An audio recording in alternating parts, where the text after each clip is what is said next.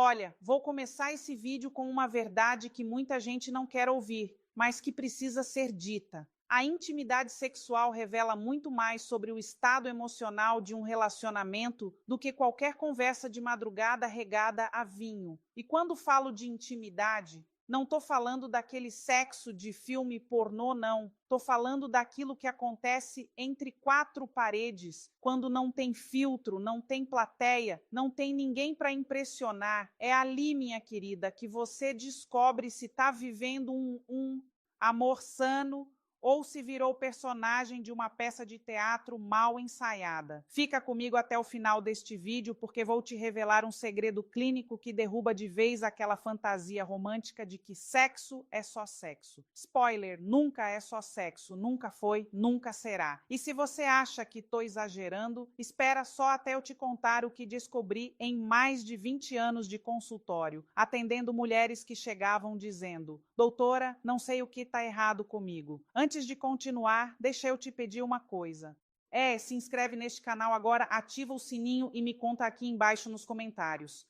Você já se sentiu usada num relacionamento, mas continuou porque achava que o problema era você. Quero saber, preciso saber que não estou falando sozinha aqui. Então vamos lá. Pega o café, se acomoda direito na cadeira, porque essa conversa vai ser longa, profunda e te garanto, vai mexer com estruturas que você nem sabia que estavam rachadas dentro de você. Conheci a Mariana há uns 3 anos. Ela entrou no meu consultório com aquele ar de quem carrega o mundo nas costas, sabe? Olheiras fundas, mãos inquietas, falava baixo, como se tivesse medo que alguém pudesse ouvir seus segredos através das paredes. 52 anos, empresária bem-sucedida, 3 filhos criados financeiramente independentes. No papel, Mariana tinha tudo. Na prática, estava se esvaziando em um relacionamento que já não tinha nome. Doutora, eu não entendo. Ela me disse na primeira sessão. Ele diz que me ama, mas quando estamos, você sabe, na cama, eu me sinto como um objeto, como se eu estivesse ali só para servir. Respirou fundo. E o pior é que eu deixo. Toda vez eu deixo. Sabe o que Mariana estava descrevendo? Uma dinâmica que vejo repetida em dezenas, centenas de mulheres que passam pelo meu consultório. Essa coisa de confundir vulnerabilidade com disponibilidade total, de achar que amor verdadeiro significa pagar suas próprias vontades, seus limites, seu desconforto. Acreditar que se você realmente amasse, não se importaria com o que ele pede, com o jeito que ele pede, com a frequência que ele pede. Aí está o primeiro mito que precisamos explodir hoje. Intimidade sexual não é sinônimo de subordinação. Leia de novo. Gruda isso na testa, tatua no braço, coloca como papel de parede do celular. Intimidade verdadeira pressupõe reciprocidade, respeito, presença emocional genuína. Quando um homem se aproxima de você apenas para satisfazer uma necessidade fisiológica dele, sem se importar com o que você sente, sem criar conexão real, sem te olhar nos olhos e perguntar: você está bem com isso, minha querida? Você não está vivendo intimidade? Você está prestando um serviço. E aqui entra algo que a neurociência descobriu há algumas décadas e que mudou completamente a forma como entendemos relacionamentos. O cérebro humano não distingue rejeição social de dor física. Quando você se sente usada, menosprezada, tratada como um objeto descartável, as mesmas áreas cerebrais que se ativam quando você torce o tornozelo se acendem no seu córtex cingulار anterior. Dor é dor, seja ela no corpo ou na alma. E você insistindo que está tudo bem, está apenas ensinando o seu cérebro a normalizar o sofrimento. Voltando a Mariana, ela me contou que o relacionamento tinha começado maravilhoso, como quase todos começam. Aliás, ele era atencioso, presente, perguntava sobre o dia dela, queria conhecer seus amigos, a família. Sexo no início era algo que fluía naturalmente com desejo mútuo, com carinho, mas aos poucos, muito aos poucos, a coisa foi mudando de tom. Ele começou a fazer pedidos específicos, sempre com aquele jeitinho de quem não está mandando, apenas sugerindo. Amor, você não gostaria de ela querendo agradar, querendo provar que era uma mulher moderna, descolada, sem frescura, começou a ceder. Ceder não é o problema, entende? Explorar, experimentar, sair da zona de conforto faz parte de qualquer relação saudável. O problema começa quando você está cedendo, não porque quer descobrir algo novo junto com ele, mas porque tem medo. Medo de que ele te abandone se você disser não. Medo de ser chamada de complicada, de frígida, de ultrapassada. Medo de perder aquele homem que, convenhamos, já não te faz nem metade do bem que te fazia no começo. Chegou a hora de falar sobre dopamina, minha querida. Esse neurotransmissor maravilhoso que nosso cérebro produz toda vez que fazemos algo prazeroso. Comer chocolate, dopamina. Ganhar um elogio, dopamina. Receber uma mensagem daquela pessoa que te interessa. Dopamina aos baldes e sexo. Sexo é um verdadeiro show pirotécnico de dopamina, serotonina e ocitocina no seu sistema nervoso central. É por isso que o início de qualquer relacionamento parece tão viciante, tão mágico. Seu cérebro está literalmente em estado alterado de consciência, parecido com quem usa cocaína. Não estou brincando. Ressonâncias magnéticas comprovam. Mas aqui está o pulo do gato. Dopamina é um sistema de recompensa, não um sistema de apego seguro. Ela te mantém voltando, buscando a próxima dose, o próximo encontro, o próximo momento de prazer. Porém, construir um relacionamento sólido, duradouro, saudável, requer muito mais que dopamina, requer oxitocina, o hormônio do vínculo que liberado em situações de conexão genuína, abraços longos, conversas profundas, olho no olho, presença real. Requer também regulação de cortisol, o hormônio do estresse, porque relacionamentos tóxicos mantêm você em estado de alerta crônico, sempre na defensiva, sempre esperando a próxima crítica, a próxima humilhação velada. Mariana estava viciada em dopamina, mas definhando de falta de oxitocina. O sexo com ele ainda provocava aquele pico de prazer momentâneo, aquela sensação fugaz de ser desejada.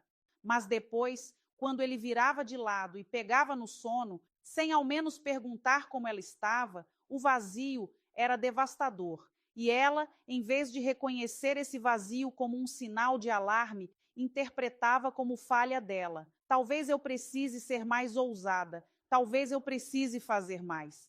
Talvez o problema seja eu estar ficando velha. Engraçado como a gente sempre assume que o problema é a gente, né?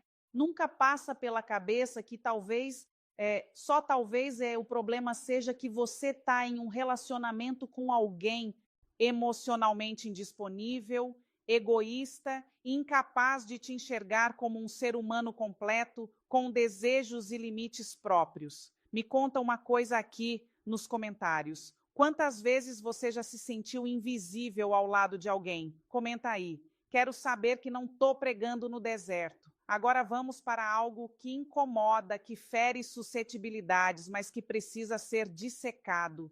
O ato sexual em si e o que ele comunica sobre a dinâmica de poder no relacionamento. Quando o homem se aproxima de você e faz um pedido íntimo, específico, né? O que está acontecendo ali não é apenas uma troca de prazer. Existe toda uma comunicação não verbal, todo um script social e psicológico sendo encenado. Se ele te trata com cuidado, pergunta o que você gosta, respeita seus limites, está interessado no seu prazer tanto quanto no dele, você está diante de alguém que te vê como igual, alguém que entende que sexo bom é sexo compartilhado, não sexo executado. Se ele apenas toma sem dar, se ele te coloca em posições que te fazem sentir diminuída, humilhada, se ele termina e você fica ali vazia, sem ter experimentado conexão real, apenas um esvaziamento físico e emocional, minha querida, você precisa acordar para o fato de que esse homem não te vê. Ele vê uma função, ele vê um objeto, ele vê uma mulher descartável. E antes que alguém venha me acusar de estar sendo radical demais, deixa eu te falar,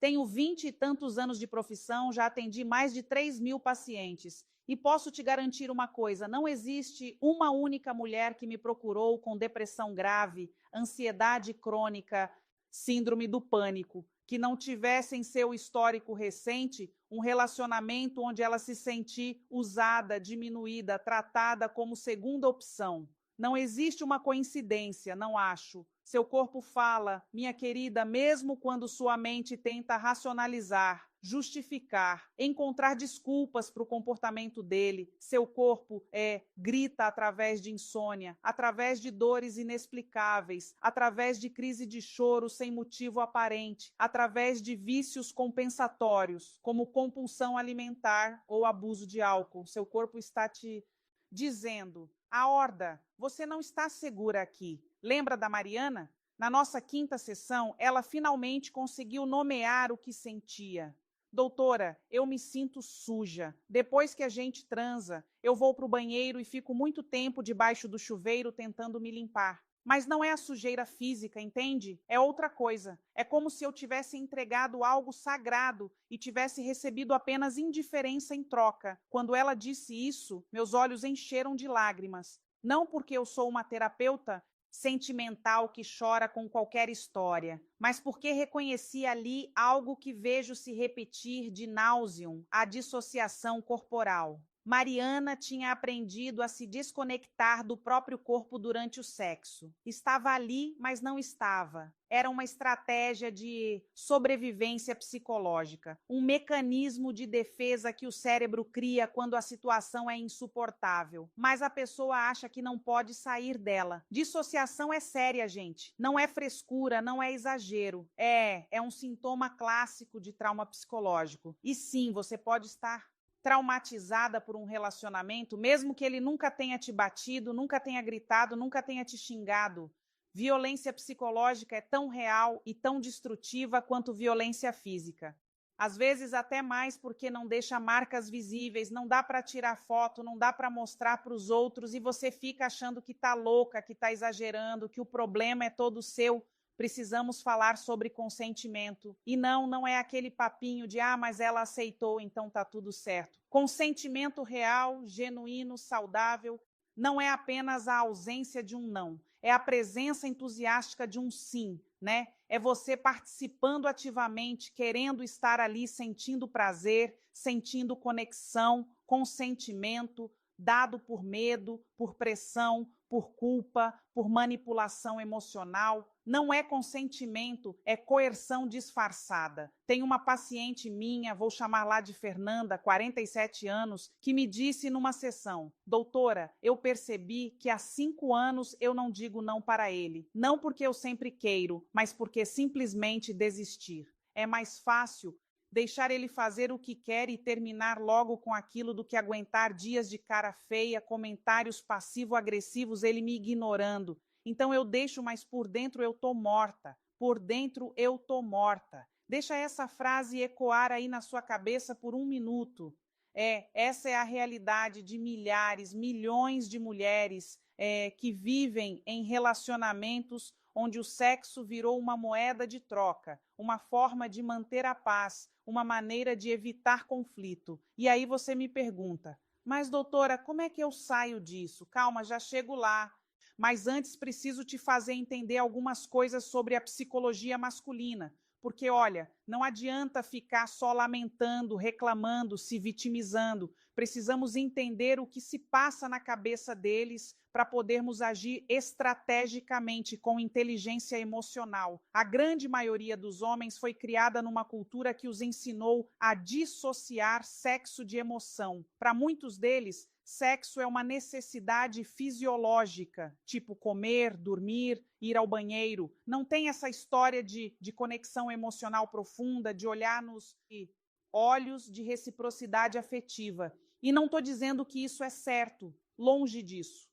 Estou dizendo que é real e que, se você não entender esse gap, essa diferença fundamental de programação social, vai ficar batendo cabeça na parede tentando fazer ele sentir o que você sente. Mas aqui está a parte boa da história. Homens não são incapazes de conexão emocional profunda. Eles apenas foram treinados a não expressar, a reprimir, a desvalorizar esse lado. E acredita em mim, quando um homem finalmente encontra uma mulher que o ensina a acessar essa vulnerabilidade, que cria um espaço seguro para ele ser mais que um provedor e um performático sexual, esse homem se transforma. Ele vira parceiro de verdade, companheiro real, alguém com quem dá para construir algo sólido. O problema é que a maioria das mulheres, por desespero, por carência, por medo da solidão, aceita migalhas emocionais achando que aquilo é amor. E aí o que acontece? Você ensina o homem a te tratar mal, porque, querida, relacionamento é treinamento. Todo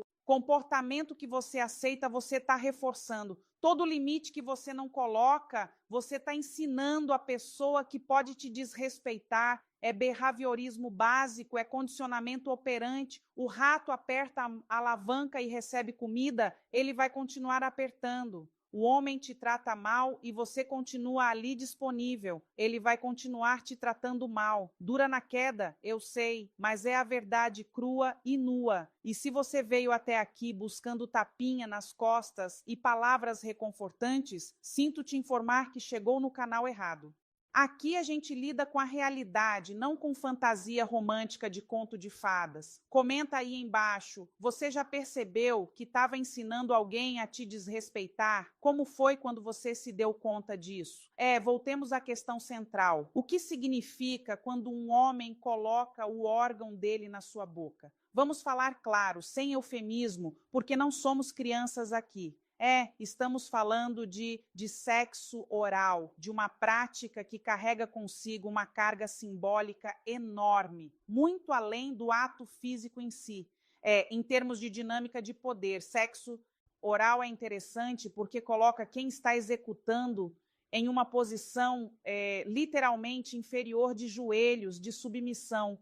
Não estou fazendo julgamento moral, estou apenas descrevendo a configuração física e o que ela representa no imaginário coletivo. E aqui está o ponto crucial. Se essa prática acontece em um contexto de reciprocidade, onde ele também se preocupa em te dar prazer, onde existe uma troca genuína, onde ambos estão presentes e conectados, ótimo, sem problema nenhum. Adultos consensuais fazem o que quiserem. Mas se essa prática acontece de forma unilateral, se ele sempre pede e você sempre dá, se ele termina satisfeito e você fica ali frustrada, se ele nunca retribui, se ele faz você sentir que seu prazer não importa, aí, minha querida, temos um problema. Porque o que está acontecendo não é sexo, é dominação, é uma encenação de poder, onde você é a peça submissa e ele é o protagonista cujas necessidades são as únicas que importam.